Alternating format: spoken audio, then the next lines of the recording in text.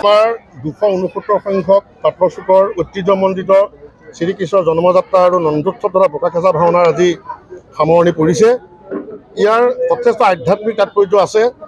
18 শতিকাৰ প্ৰথম দশকতে যি গাঁও গঠন প্ৰক্ৰিয়া আৰম্ভ হৈছিলে তাৰ পিছৰে পৰাই একাদিক্ৰমে আমাৰ এই গোপালতা বিৰচিত শ্ৰীকৃষ্ণৰ জন্মযাত্ৰা নাটভাগ আমি মঞ্চায়ন কৰি আহিছোঁ। পাঁচদিনা নন্দোৎসৱ হয়।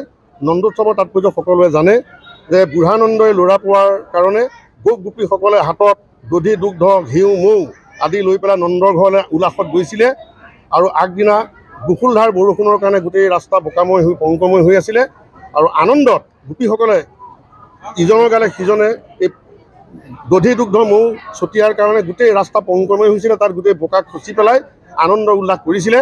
তাৰে প্ৰতীকী অৰ্থত আমাৰ নামঘৰৰ সন্মুখভাগত বোকাখাচা থলী আমি প্ৰতীকী অৰ্থত নিৰ্মাণ কৰি তাত বোকাখাচাৰ কাৰ্যসূচী আমি ৰূপায়ণ কৰোঁ। ইয়াৰ আধ্যাত্মিক তাৎপৰ্য এইটোহে যে ইয়াৰ যদি বোকাখাচাৰ পিছত যদি তাৰ তিলক অলপ মৃত্তিকাৰ তিলক যদি অলপ ল'ব পৰা যায় তেতিয়া বছৰটোৰ কাৰণে সকলোৰে মংগল হয় বুলি এটা লোকবিশ্বাস আৰু জনশ্ৰুতি আছে। এই জনশ্ৰুতিকে সাৰোগত কৰি প্ৰজন্মৰ পিছত প্ৰজন্মই এবছৰো বিৰতি নোহোৱাকৈ 269তম এই ভাওনাভাগ উদযাপন কৰি আহিছে। কোনোবাবাৰ যদি এই ভাওনাভাগ উদযাপনত অকণমান জটি পৰে তেতিয়া গাঁওখনত নানান আলহী আহুকালে হয় বুলি এটা লোকবিশ্বাস আছে।